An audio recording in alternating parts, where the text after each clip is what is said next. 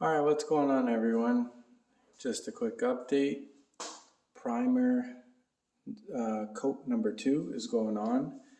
So after block sanding the first primer coat I did in the last video with the Evercoat G2, I did a little bit more body work, some glazing putty in some spots, and yeah, it looks pretty good.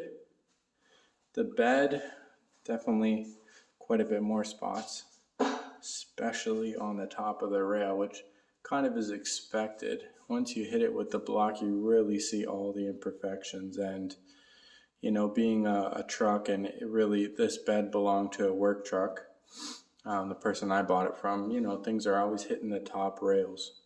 So lots of little dings on top. And then there was a dent that I didn't see over here. I don't know how I missed that, but of course, once you guide coat and you start blocking, you see everything. So this side was a little bit better. Just a little bit, a few low spots here and there. Well, more than a few, but no big issues on this side. It was more on the other side there, the passenger.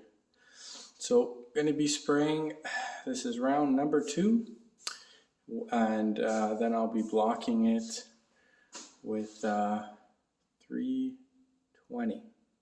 I did 80 and 180 in the last coat, and then this will be 320. And then hopefully that will be it. So yeah, just a quick update. Cut you back on later. All right, what's going on, everyone? I'm back in the garage and just getting ready to spray base and clear coat to finish off this paint job. I went ahead and got some paint from Sherwin-Williams, and they're selling the Sunfire Pro as well as the clear coat there with a slow reducer. Or hardener, sorry. Slow hardener for the clear coat, which I've heard is better just because I'm not in a rush. It doesn't need to be ready by any time, so I rather let everything mesh together slowly and nicely. And here is the bed, all primed and sanded down. Came out pretty good, I'd say, with the roll pan.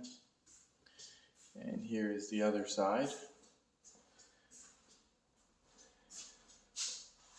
Hoping, not too much orange peel. There's the tailgate. And I had, I think in the last clip, or I took a photo, I had a huge issue with that body line. You can see a little bit of the glaze that's showing through. It was just terrible, that body line. And I really would have been able to paint this maybe a week earlier, but I was working on that body line because I said, man, that is kind of like the focal point of the tailgate in some ways. It's right in the middle. If that body line is not as straight as it can be, then you're going to notice it right away. Kind of your eyes are just going to go straight to it. So I took a little more time to work it out, do some body work. And then I ran out of the Evercoat, so I ended up just picking up some of this Duplicolor filler, just 1K filler primer, and that was just so I could spray that over the putty and then feather it off. And it's pretty much the same color. You can kind of see a slight variance right there. I don't know if it comes through on camera, but and then there was a little bare metal on that corner, so I tried to spray it where I needed it, definitely not on the whole tailgate. But anyways, I'm just going through this tech sheet, and it's saying 5 to 10 minutes. Let's see if I can. 5 to 10 minutes between coats, and then that last coat to, once you're putting on your clear coat, it's 20 minutes. got a 1.4 fluid tip size on this gun here. This looks like a different gun, but it is literally exactly the same as the last gun. The last gun, just shooting that primer through it, it took a beating, and then I was trying to clean it, and yeah, it had to. Guess that was the sacrificial lamb for that primer. Anyways, I'm gonna spray this. I'm probably not gonna film anything just because I want to focus on just doing everything I need to do, and focus on spraying and my spray pattern. And then once everything is sprayed, I'll pick the camera back up. So, all right, cut you back on. Okay, so it's officially been close to a week since I sprayed the base and clear I was talking about in the last clip. And I'm going to call this one a win for now. As you can see, things are really glossy. The paint laid down pretty well. There's some places where there's a bit of orange peel, as well as a few runs and sags here and there.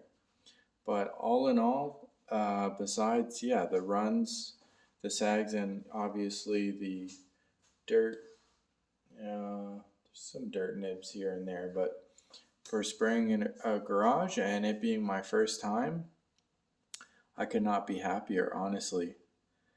And if I can do it, you definitely can do it. I think if I've learned anything from this process, it's just you need to take your time.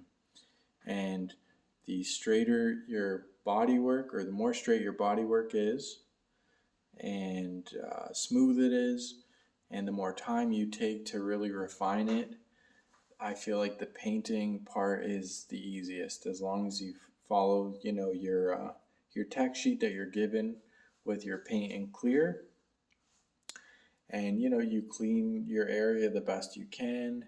Make sure your air, your PSIs are set properly. I didn't run into really any issues when I was painting. The one thing I'll say is the more light you have, the better, because there was some areas where I could not see, not necessarily what I was spraying, but where I had sprayed and where I hadn't, because you kind of want to overlap your spray pattern a bit. So, and I guess that's why those runs form as well. But there's a wicked run right there. So that's going to be kind of a pain in the butt to get out. But from what I can see, it's the only one. The roll pan, there's another wicked run on the passenger side. Let's see if I can get a clip of that. Oh yeah, that's a nasty one. And then I had a pretty big run on the other side of the bed, which I've actually been already working on wet sanding out.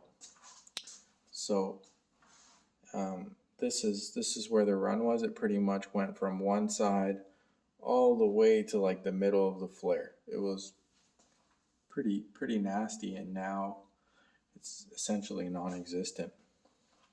So, and then I've already worked on buffing and polishing this side, so it's not bad.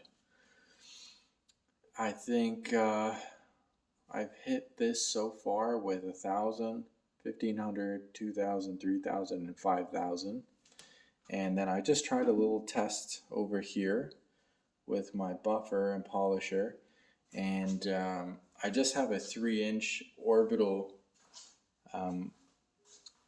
buffer, and the pads are super old, so I think I'm going to buy some new pads as well as some new compound, because I think the compound I have is 4 or 5 years old. I don't know if it has a shelf life, but it's pretty crusty.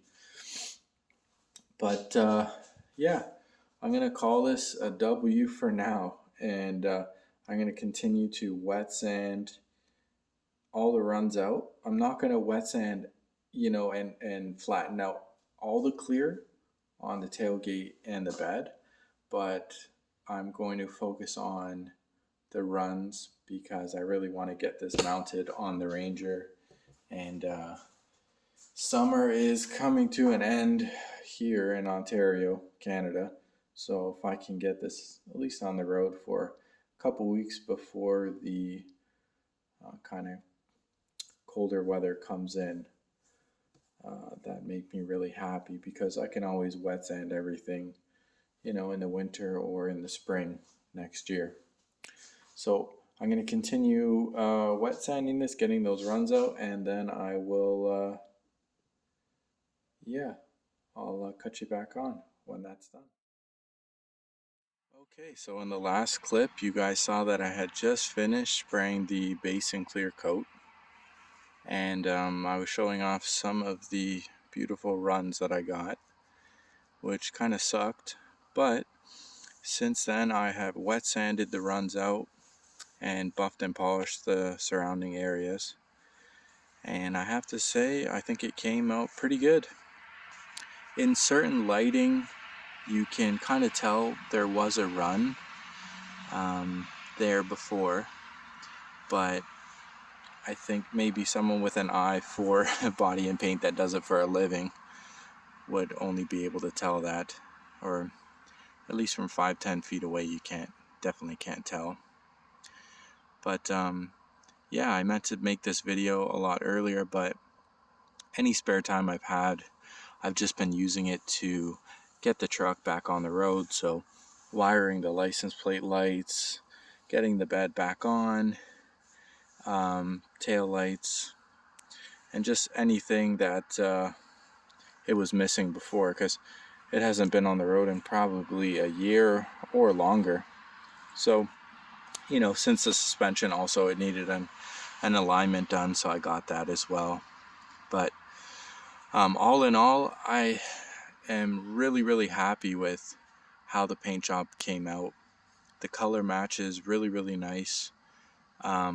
Things are smooth. I mean, there's some places there's a bit of orange peel, but it's to be expected. Like I said, for my first time doing any type of body and paint, and also spraying it in a garage, which is not the most optimal place to get a paint job done, I have to say it's definitely exceeded my expectations. So I will just touch on a couple things that if I do try to do some paint work in the future, that I might change. And the first one is just to add more lights when I'm painting, and that's just to help me see, because I found that some of the runs that I did get in the clear coat probably could have been prevented if I could just have seen where I was spraying better. So I think I had overlapped a panel or sprayed in an area where I had just sprayed before, and it just it cost some runs, which like I said sucks. But again, for the next time, definitely more lighting. And the second is a problem with overspray. So I don't know if my PSI was just a little bit too high, or just the fact that I didn't really have any type of exhaust fan setup like a regular paint booth. Most paint booths have an exhaust fan with filters, and that's to get rid of any overspray in the air. And I think, again, that would help a lot for visibility, because if it's, I noticed that when I was spraying, it almost felt like it was foggy inside the garage because there was so much overspray in the air, and it kind of stays in the air for a while before it hits the floor. So those two things, besides that, like I said, I think it turned out pretty good. And if somebody on there is maybe on the fence about trying to do some body and paint themselves, I hope watching this video and learning from my experience maybe gives you the courage to try it yourself. Because the worst that can happen is you don't like it, and then hey, you sand everything down and just try again. Or worst case scenario, bring it to a shop. But again, you bring something to a shop to get done, you definitely got to be prepared to pay for it. So, and you do things yourself, it's a fraction of the cost, and you definitely get to learn from it. So again, thank you for watching, and I hope this video helps somebody out there. Thank you.